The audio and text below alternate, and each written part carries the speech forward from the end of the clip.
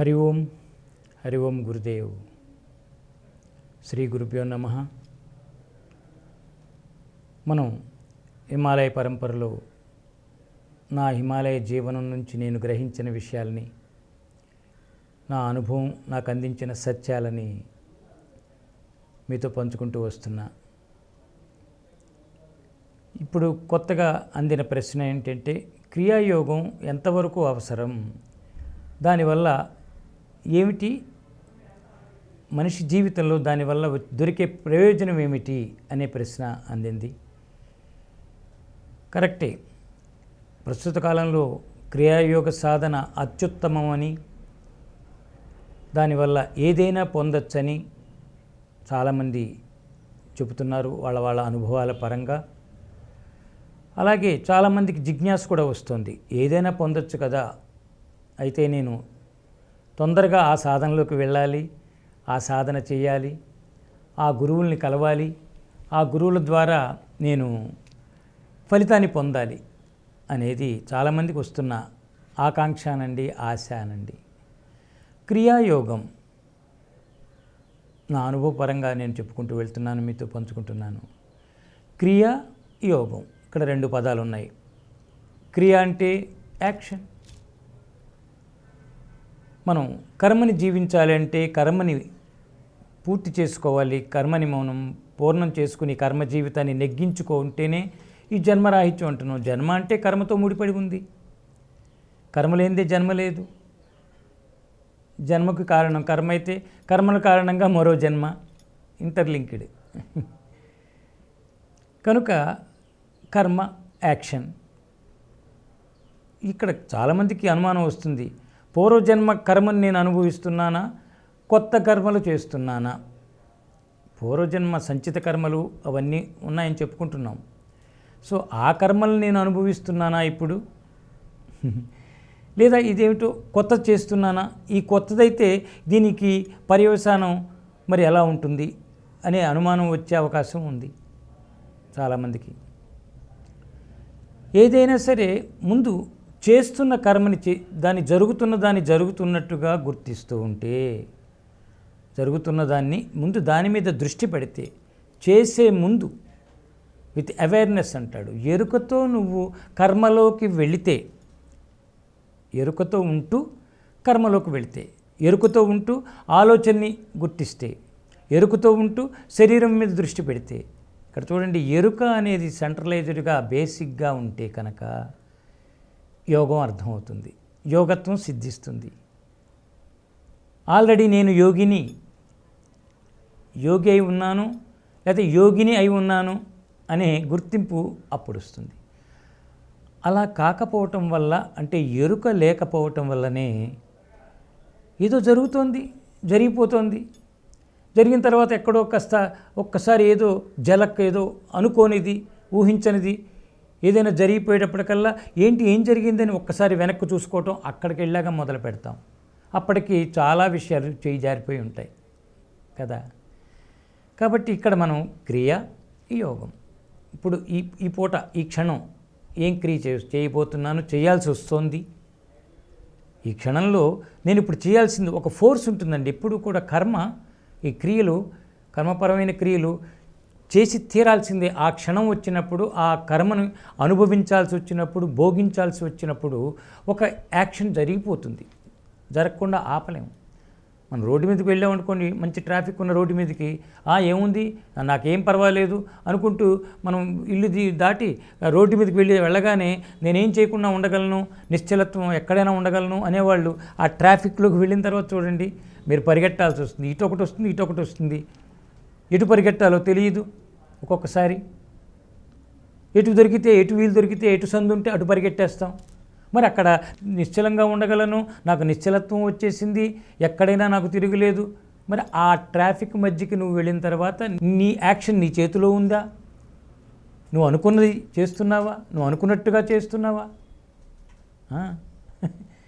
కాబట్టి ఎక్కడైనా చాలామంది యోగులు అని చెప్పుకున్నా, స్వాములు అని చెప్పుకున్నా, బాబా అని చెప్పుకున్నా, ఇంకోటైనా మనం అందరం ఒక్కొక్క సిట్యుయేషన్లో మనలో ఉన్న యోగత్వం, మనలో ఉన్న స్థితి బయటపడుతుంది. ఆ సిచ్యువేషన్ వచ్చేటప్పటికల్లా మీదకి అప్పుడు మన బండారం మనకి తెలుస్తుంది. కాబట్టి సంఘటనలు రకరకాలుగా మనల్ని మన లోపల ఉన్నదాన్ని బయటికి తీస్తాయి, బయట ఉన్నదాన్ని అర్థం చేసుకునేలాగా చేస్తుంటాయి. అందుకనే మన క్రియలన్నీ కూడా చాలా జాగ్రత్తగా, అందుకనే ఒక గురువుని ఆశ్రయించాలి. ఎప్పుడు చెప్తా కదండి మీకు, గురుకృపాహి కేవలం. గురుకృప ఉంటే ఈ ఎరుక, ఈ స్థితిని అవగాహన పరుచుకుంటూ ఏ స్థితిలో ఉన్నాననేది తెలుస్తూ ఉంటుంది. ఇక్కడ క్రియాయోగం అనేది పతంజలి మహర్షులు వారు అన్ని మొత్తం యోగం పేరుతో, యోగా అంటే కలయిక, భగవంతుడితో కలిసి ఉండటం. ఇప్పుడు లేనా అంటే ఉంది. మనం మూలం మనం సాధన చేసో మరొకటి చేసో చివరికి తెలుసుకునేది ఏమిటంటే భగవంతుడు ఎక్కడో లేడు, అంతటా ఉన్నాడు, అంతటా ఉన్నవాడు నాలోనూ ఉన్నాడు. గట్టిగా మాట్లాడితే నేనే భగవంతుడిని కదా.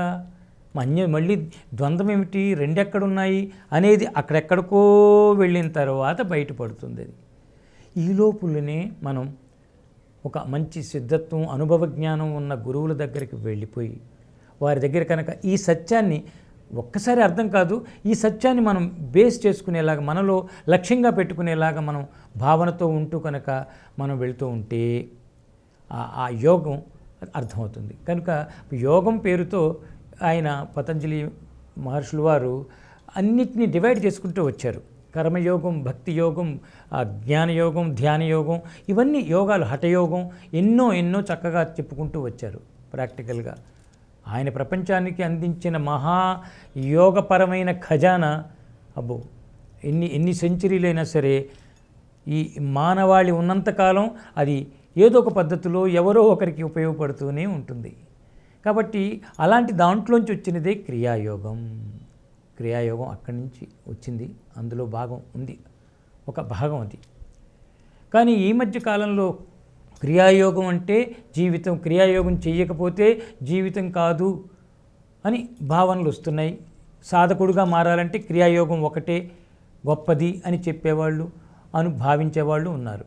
కాబట్టి ఇక్కడ మనం ఆలోచిస్తే క్రియాయోగం మన యాక్షన్ చేయకుండా జీవితంలో తెల్లవారి నుంచి మనం సాయంత్రం దాకా పడుకునేదాకా యాక్షన్స్ ఆపి మనం జీవించలేము. జీవితం గడవదు యాక్షన్స్ ఆపితే.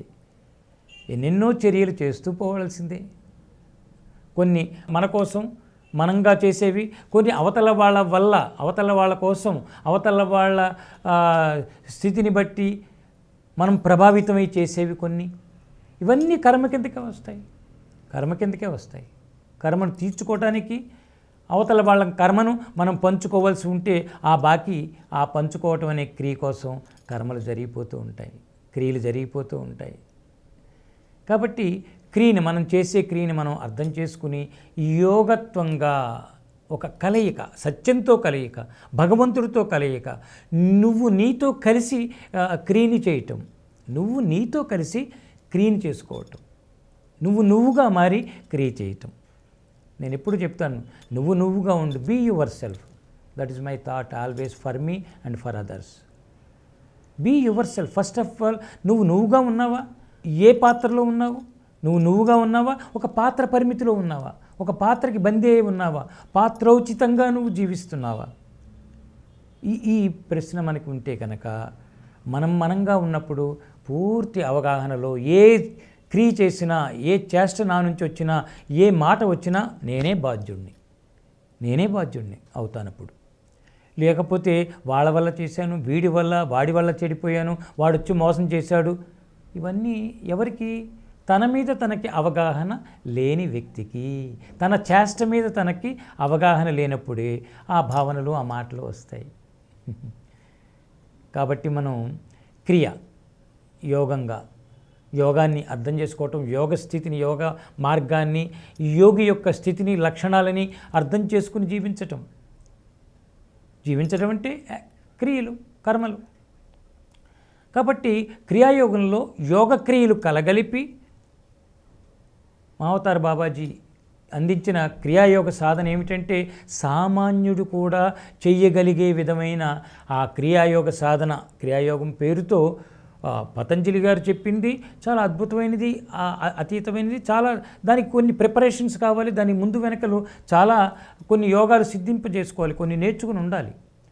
కానీ బాబాజీ సామాన్యుడు, ఏ మూలన్న, ఏ వృత్తిలో ఉన్నా, ఏ కర్మల్లో ఉన్నా, చదువుకోకపోయినా, ఎలాంటి వాడైనా సరే ఈ యోగ మార్గంలోకి వెళ్ళగలడు, ఈ యోగ సాధన చెయ్యగలడు, చేసి తనను తాను ఉద్ధరించుకోగలడు అనే లక్ష్యంతో బాబాజీ సంకల్పం తీసుకుని లాహిరి మహాశయులకి మన ఆశ్రమం, మనం ఉంటున్న ప్రదేశంలో గుహ ఉంది, అక్కడ వారు ఆ ద్రోణగిరి పర్వతం మీద క్రియాయోగ దీక్ష ఇచ్చారు.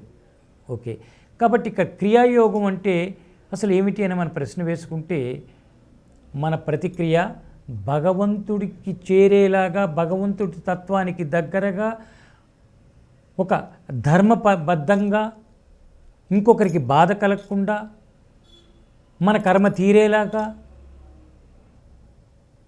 మనల్ని మనం ఉద్ధరించుకునే పద్ధతికి దగ్గరగా, మార్గానికి దగ్గరగా క్రియలు జరుగుతున్నప్పుడు అది యోగత్వంగా మారుతుంది, యోగపరమైపోతుంది.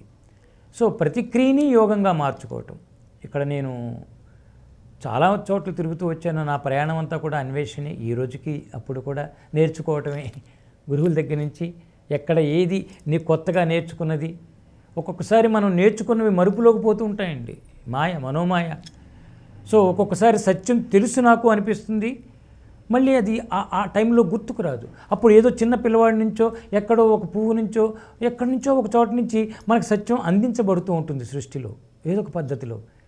మనం రెడీగా ఉంటే, అబ్బా అవును కదా, ఇది మిస్ అయిపోయాను నేను, ఏంటి ఇక్కడ, ఓహో కరెక్ట్ ఇదే అని అప్పుడు మనకి ఒక అటెన్షన్ వస్తుంది. అనుక్షణం నేర్చుకోవాలనుకునే వ్యక్తికి భలే అందుతాయండి మనకి సందేశాలు, ఖచ్చితంగా అందుతాయి. కాబట్టి ఇక్కడ నేను నా అనుభవంలో తిరిగినా అన్నీ తెలుసుకుంటూ ఉన్నా కూడా సరైన ఇది నాకు రాలేదు, క్రియాయోగం మీద అవగాహన రాలేదు. అప్పుడు నేను గుహ దగ్గరికి వెళ్ళటం బాగా అలవాటు కనుక, నాకు అనుకూలమైంది కనుక, నేను ఆ ప్రాంతంలోనే ఉంటున్నాను కనుక బాబాజీనే డైరెక్ట్గా అడుగుదాం, బాబాజీ ఆన్సర్ ఇస్తాడు. అంతకుముందు నాకు సాయిబాబా విషయంలో చాలా అనుభవాలు ఉన్నాయి ఆయన కృప వల్ల. సో శక్తి ఒకటే, విశ్వశక్తి, యూనివర్సల్ మాస్టర్షిప్, జగద్గురు తత్వం నుంచి వచ్చినవే. కాబట్టి బాబాజీనే అడుగుతాను ఆ గుహ దగ్గరికి వెళ్ళి. ఎంతోమందికి సమాధానం ఇచ్చారట అక్కడ. లాహిరి గారికి కూడా అక్కడికి పిలిచి ఆయన కలుసుకుని, వాళ్ళిద్దరు భౌతికంగా కలిసింది ఆ గుహ దగ్గరే కనుక అక్కడికే వెళ్ళి అడుగుదాం అని నేను నిర్ణయించుకుని 2-3 సార్లు ప్రయత్నం చేసిన తర్వాత ఒకరోజు నాకు అక్కడ సమాధానం శబ్దపరంగా నాకు వినిపించింది. నేను అడగటం, ఆయన చెప్పటం, అడిగిన దానికి ఆయన చక్కగా నా స్థాయికి తగినట్టుగా సమాధానం చెప్పుకొచ్చారు. నిజంగా నా జన్మ ధన్యం. ఈ జన్మలో ఈ భాగ్యాన్ని పొందటం చూడండి, అతీతమైన అక్కడ ఆత్మలు ఉన్నాయి. హిమాలయాలలో లేని ఆత్మ లేదు. రూపాలు పోయినా ఆత్మలు అక్కడ దొరుకుతాయి, అంతటా ఉంటాయి. అక్కడ తొందరగా మనం ట్యూన్ అవ్వగలం. హిమాలయ భూమిలో దేవభూమి, యోగ భూమి అన్నారు. అందుకనే దేవతలు మీకు అక్కడ అనుకూలిస్తారు. సరైన స్థితి మీలో, ఆ ఓపెన్నెస్, ఆ భావన ఉంటే, సద్భావన. అలాగే యోగులు ఎప్పుడెప్పుడో వెళ్ళిపోయారు, ఏదో సెంచరీలు వెనక యోగులు, శంకరాచార్యుల వారు కానీ వీరందరూ ఎప్పటి వాళ్ళు. బట్ ఈరోజు కూడా అక్కడ మనం సరిగ్గా ట్యూన్ అయి ఒక మంచి అభ్యర్థన, మంచి ప్రార్థనాపూర్వకమైన మనకి ఆ ప్రశ్న పుడితే, అన్వేషణ ఉంటే, పరిశీలన ఉంటే, పరిశోధన ఉంటే ఖచ్చితంగా వాళ్ళ సోల్ అక్కడ మనకు దొరుకుతుందండి. ఇది నాకు చాలా రకాలుగా అనుభవాలు ఉన్నాయి, తర్వాత చెప్పుకుందాం. ఇక్కడ బాబాజీ పరంగా బాబాజీ నామాన్ని నేను ఆశ్రయించి ప్రశ్నిస్తూ నేను అడుగుతూ పోతున్నాను. నాకు తెలియజేయి తండ్రి, నాకు తెలియటం లేదు, నాకు నువ్వే చెప్పాలి, నువ్వే దీనికి అధికారివి, క్రియాయోగపరంగా ఉండే తత్వానికి, జ్ఞానానికి నువ్వే అల్టిమేట్ అని చెప్తూ ఆయన్ని చాలా చాలా తన్మయత్వంతో అడిగినప్పుడు వారు నాకు కొన్ని విషయాలు చెప్పారు, క్లారిటీ ఇచ్చారు. క్రియాయోగం అంటే క్రియలు చేయకుండా మనం ఆగలేమన్నది మనం చెప్పుకున్నాం ఇందాక. ఆయన అదే చెప్పారు. అప్పుడు ఆయన చెప్పిన వాక్యాలే మీకు ఇంకొక రకంగా చెప్పుకున్నాను. నువ్వు చేసే ప్రతిక్రియని యోగ స్థితిలో యోగిగా మారి యోగత్వాన్ని నింపుకుని అనుసరించు చాలు. అంటే బీ ఇన్ ద మూమెంట్, వర్తమానంలో ఉండు, ఈ క్షణంలో ఉండు. నిన్ను నువ్వు తెలుసుకుంటూ క్రియలు చేసుకో. క్రియలేది ఆపద్దు. ఇక్కడ మనం ఏ క్రియ ఆపక్కర్లేదండి. ఇది చేయినా అది చేయినా మీకు లోపల నుంచి ప్రేరణ వస్తుంది. వచ్చిన దాని ముందు దాన్ని యాక్సెప్ట్ చేయండి, రికగ్నైజ్ చేయండి, గుర్తించండి. యాక్సెప్ట్ చేసి ఓకే నేను ఇప్పుడు చేయాల్సి వస్తుంది, చేస్తాను కానీ అని చిన్న స్పేస్ పెట్టుకోండి చాలు. చిన్న అటెన్షన్, అవేర్నెస్ని క్రియేట్ చేసుకోండి, ఎరుకని. అప్పుడు ఆ క్రియ ఎంతవరకు అవసరం, అది ఏ మూలం నుంచి వస్తుంది, దాని వెనక ఇది యోగత్వం ఇదే, యోగి స్థితి ఇదే. కాబట్టి వెంటనే మనకు జడ్జిమెంట్, కొంచెం ప్రేరణ వస్తుంది. అయినా సరే ఫోర్స్ వస్తుంది, చేసేద్దాం. చేస్తున్నప్పుడు కూడా ఎరుకుతో చేద్దాం. ఆపద్దు, ఏది ఆపద్దు. సో ఆయన చెప్పిన దాంట్లో నాకు దొరికిన సందేశం, నువ్వు చేసే ప్రతిక్రియని యోగత్వంతో, భగవంతుడి మీద భారంతో, భగవంతుడిని తలుచుకుంటూ, ఇంకా మన అనుభవాల ప్రకారం అయితే గురువే భగవంతుడు కనుక, భగవంతుడు నేరుగా రూపం తీసుకోడు కనుక నీ గురువుని తలుచుకో. నీ గురువు నీ పక్కనే ఉండి చేయిస్తున్నాడు, నువ్వు చేసేది చూస్తున్నాడు అనే భావనతో చేయి, అంతే. అప్పుడు ఇక చూడండి ఎలా ఉంటుందో. నేను అనే అహంకారం ఉండదు అక్కడ. చేసేది నేనే, నా ద్వారానే, నేనే ముందుకు అడుగు వేయాలి. కానీ నా వెనక ఒక శక్తి ఉంది. ఒకవేళ పొరపాటు జరిగితే సరిదిద్దుతుంది, ఒకవేళ మంచి జరిగితే నన్ను ఇంకా ముందుకు తీసుకెళ్తుంది అనే భావనతోటి కనుక మనం చేసుకుంటూ వెళితే ఆ స్పేస్లో ఉండి, ఆ ఎరుకలో ఉండి, అది కావాలి ఇక్కడ. ఆయన చెప్పింది అదే నాకు అనిపించింది. నువ్వు చేసే క్రియని ఎరుకతో చెయ్యి. ఆహారం తింటున్నామండి, టకటకటక తింటూ ఏదో టీవీ చూస్తూ, లేకపోతే ఒక గంట తర్వాత నేను అక్కడికి వెళ్తానని మైండ్ని ఎక్కడికో పంపించి చేతులు మాత్రం నడుస్తున్నాయి, నోట్లోకి వెళ్తుంది ముద్ద, కంచం ఖాళీ అవుతుంది. కానీ ఏం తింటున్నావు, ఏ పదార్థం వండారు, అది ఎలా ఉంది, అది పప్పా ఉప్పు ఉందా లేదా, ఏముందో ఏమీ తెలియకుండా గబగబా తినేసి అమ్మయ్య ఏదో అయిపోయింది అనిపించుకుంటూ ఆహారం తినే వ్యక్తి జీవితం ఎలా ఉంటుందండి? ఆహారం తినేటప్పుడు చక్కటి నియమాలు చెప్పారు శాస్త్రాల్లో మహాత్ములు, మన పెద్దలు. ఎలా కూర్చోవాలి, చక్కగా కింద కూర్చొని తినటం, కాళ్ళు ముడుచుకుని చక్కగా బాస్మతి వేసుకుని కూర్చుని తినటం, చక్కగా ముందు భగవంతుని ప్రార్థించుకోవటం, అక్కడ ఉన్న పదార్థాలని ప్రసాదంగా భావించి దానికి ఒక శక్తిని ఆపాదించుకుని అది స్వీకరించటం, ప్రతి ముద్ద మెడిటేటివ్లీ ఈటింగ్, మెడిటేటివ్లీ డ్రింకింగ్. ఎస్, ఇదంతా మెడిటేషన్ విడిగా ఎక్కడో కూర్చుని అంటాం అనుకుంటాం. క్రియాయోగంలో ప్రధానమైనది first of all you become meditator.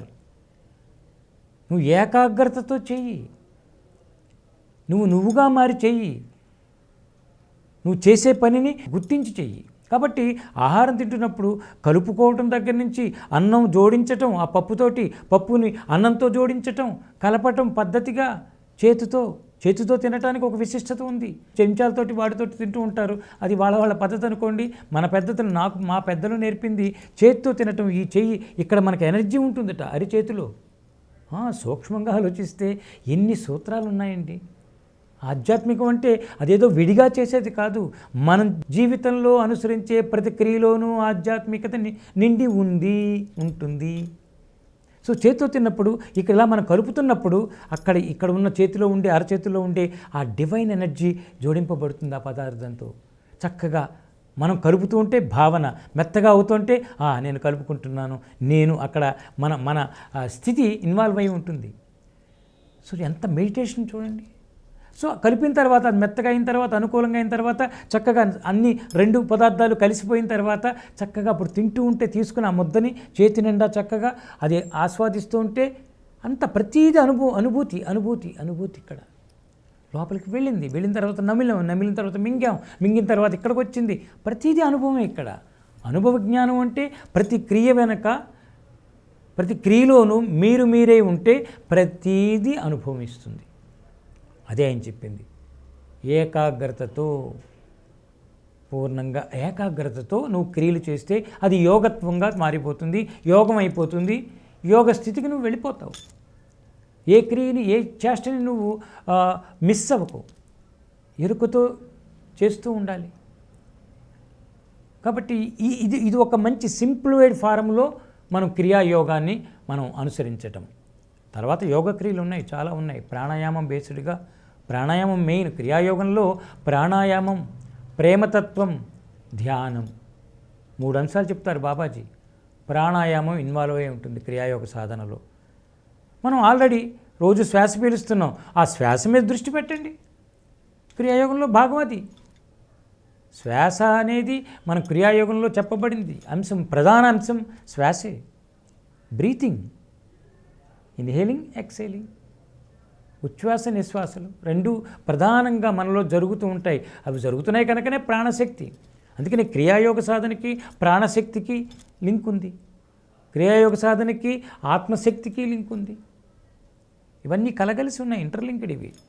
అందుకని ఒక టెక్నిక్ అంటూ పట్టుకుంటే ఒక చోట ప్రారంభం చేస్తే మెల్లిమెల్లిగా అదే దారి చూపిస్తుంది. ఇంకా లెవెల్స్ ఇవో అంటారు, ఎన్నో టెక్నిక్ ఎన్నో లెవెల్లో ఉన్నారని. ఏమీ లెవెల్ లేదు.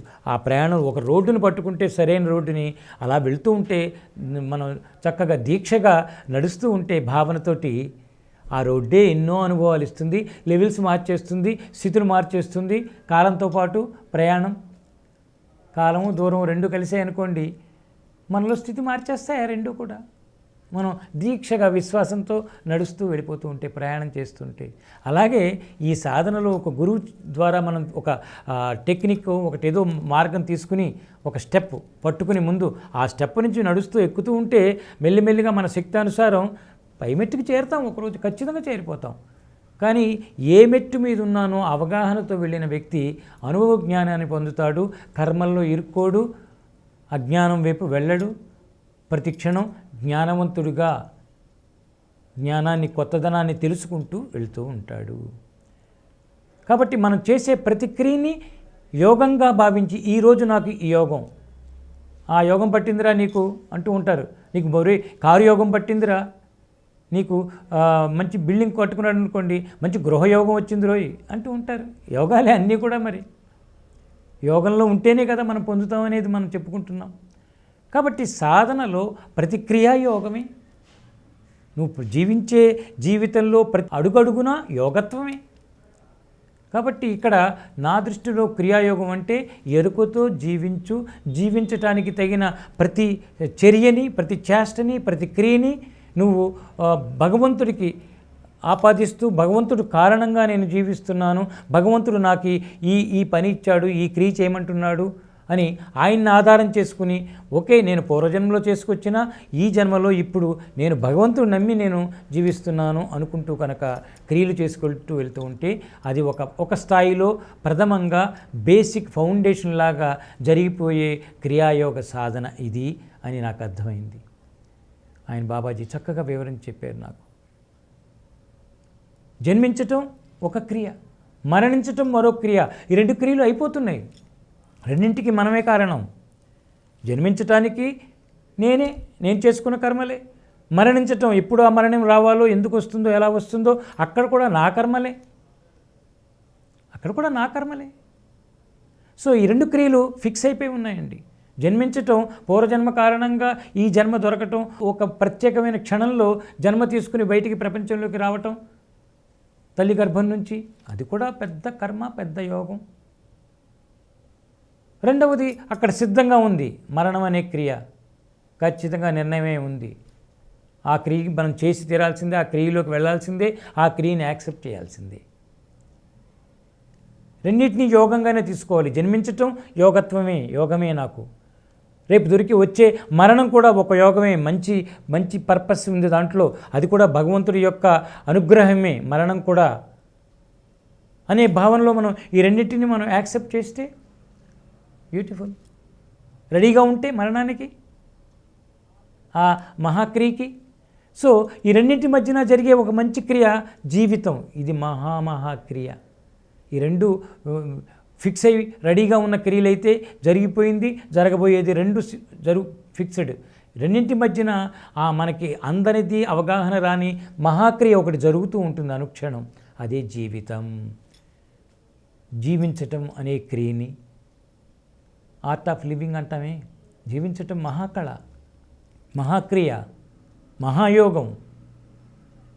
జీవించటం అర్థమైతే, జీవించే విధానం తెలిస్తే, జీవితం పేరుతో మనం అనుసరిస్తున్న ప్రతి క్రియని, ప్రతి చేష్టని, ప్రతి వ్యవహారాన్ని ఎరుకతో చేస్తే మహాయోగం సిద్ధించేస్తుందండి.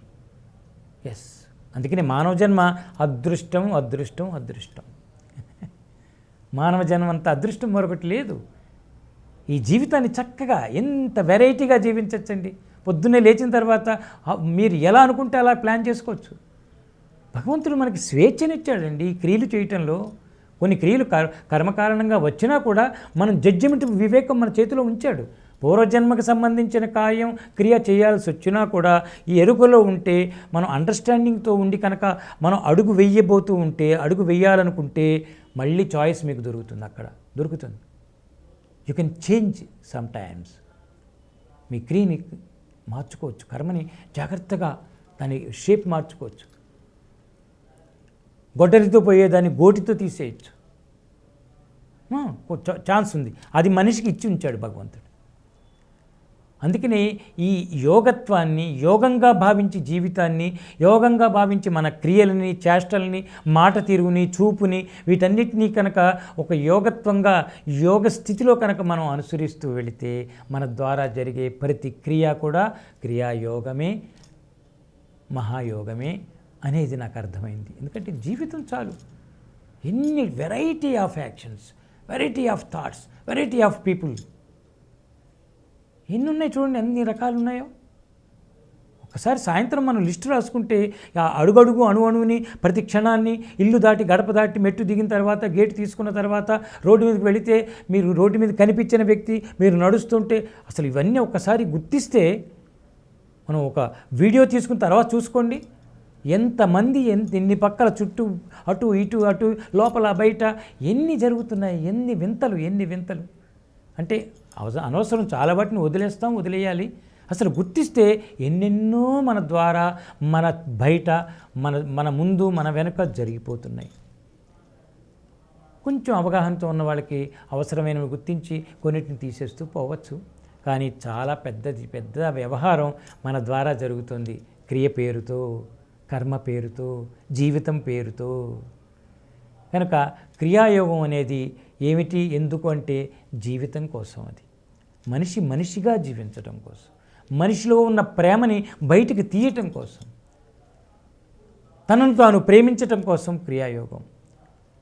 తనను తాను ప్రేమిస్తూ ఉంటున్న వాడికే ఇంకొకరిని ప్రేమించగలడు, ఇంకొకరిని క్షమించగలడు, ప్రేమించగలడు, అందరితో కలిసిపోగలడు. ఎవరు తప్పు కాదు, ఇక్కడ ఏది చెడు కాదు. ఆ భావన క్రియాయోగికి, క్రియాయోగ సాధన చేసిన వ్యక్తికి వచ్చి తీరుతుంది ఈ పద్ధతిలో అవగాహనతో చేస్తే. కాబట్టి క్రియాయోగం అంటే ఇది.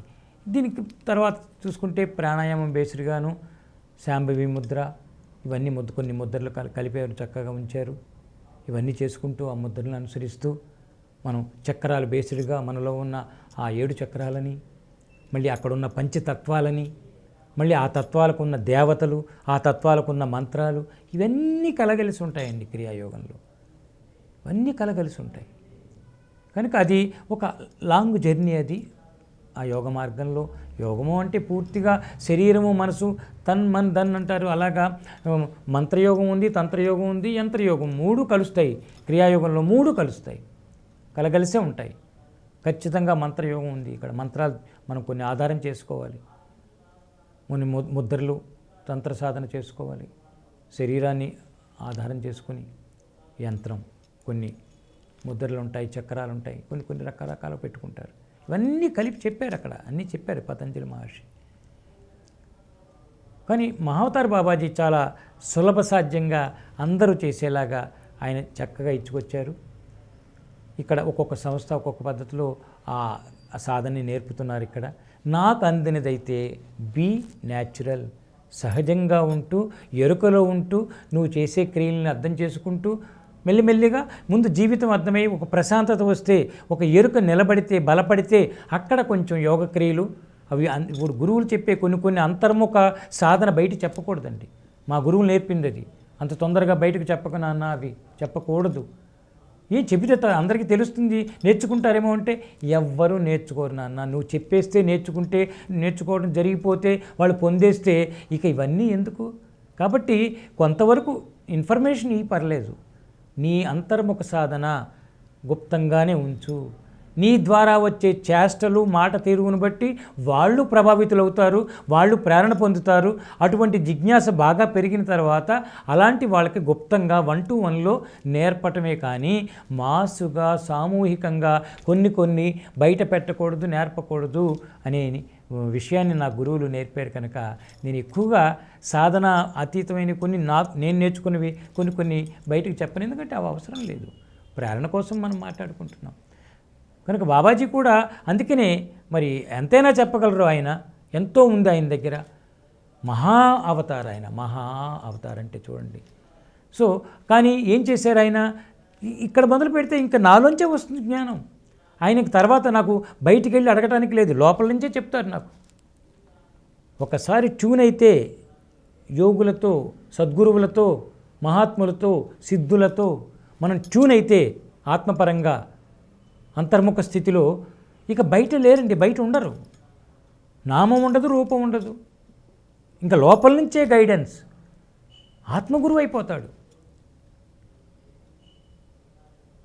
అది నాకు నా అనుభవంలో పొందాను. కాబట్టి మీరు నమ్ముకున్న గురువుని కొంతకాలం ప్రాక్టికల్గా ప్రత్యక్షంగా పొందినా, వారి దగ్గర గడిపినా, కొంతకాలం అయిన తర్వాత ఎక్కడికి చేరాలి? ఇంకా ఆయనతో ఫిజికల్గా అవసరం లేని విధంగా ఆయనతోటి సిద్ధత్వంతో, ఆయన జ్ఞానంతో ఆ కనెక్టివిటీ పెంచుకుని ఆయన్ని ఆత్మగురువుగా మార్చుకోవటమే మన లక్ష్యం అవ్వాలి. అప్పుడు ఇక ఎంత అన్లిమిటెడ్గా వెళ్ళిపోతుంది మన సాధన. ఇంకా మెట్లు లేదు, ఇంకా అది మనకే తెలియదు. చక్కగా వెళ్ళిపోతుంది, పర్ఫెక్ట్గా వెళుతుంది, ప్రాక్టికల్గా వెళుతుంది. ఇది క్రియాయోగంలో నేను అందించేది. ఇంకా యోగ సాధనలు ఉన్నాయి. చాలామంది ఈ మధ్యన సాధువులు వాళ్ళు క్రియాయోగం టెక్నిక్స్ ఫ్రీగా కూడా నేర్పుతున్నారు. ఎన్నో చోట్ల యూట్యూబ్లో క్రియాయోగం అని కొట్టారంటే వేల మార్గాలు, వేల టెక్నిక్లు ఉన్నాయి. కాబట్టి ఇంకా మళ్ళీ నేను కొత్తది యాడ్ చేసేదో, నేను చేసేది చెప్పడం కంటే కూడా క్రియాయోగం యొక్క కాన్సెప్ట్ ఏమిటి, స్థితి ఏమిటి, అది ఎంతవరకు అవసరం అంటే ప్రతి వ్యక్తికి కూడా ఈ మార్గంలో కూడా వెళ్ళచ్చు. ఎన్నో మార్గాలు, ఈ యోగ మార్గంలో కూడా వెళ్ళి మీరు ఆ జ్ఞానం మార్గం ఏదైతే ఉందో అల్టిమేట్గా ఏమిటి? ఆత్మజ్ఞానం. అల్టిమేట్గా శంకరాచార్యులు చెప్పిన తత్వానికి, అద్వైత స్థితికి చేరాలి, ద్వంద్వాతీతం అవ్వాలి కదా. అది కదా అల్టిమేటు. ఈ టెక్నిక్ నేర్చుకుని టెక్నిక్ దగ్గర ఆగిపోయి నాకు వచ్చేసింది, నేను రోజుకు 3 గంటలు చేస్తున్నా, 2 గంటలు, ఇవి చెప్పుకునేది కాదు, ప్రదర్శించుకునేది కాదు. అనుభవం. ఫైనల్గా ఎక్కడ చేరతాం? ఆత్మజ్ఞానాన్ని దగ్గరికి చేరాలి, చేరతాం కూడా. ఈ క్రియాయోగం ఇచ్చే అనుభవం అది, స్థితి అది. కాబట్టి చక్కగా ప్రయత్నించండి. మళ్ళీ ఈసారి కలిసినప్పుడు మళ్ళీ చక్కగా క్రియాయోగం గురించి మళ్ళీ మాట్లాడుకుందాం. సర్వే జనా సుఖినో భవంతు. అందరికీ ఆశీస్సులు. Thank you. I love you so much.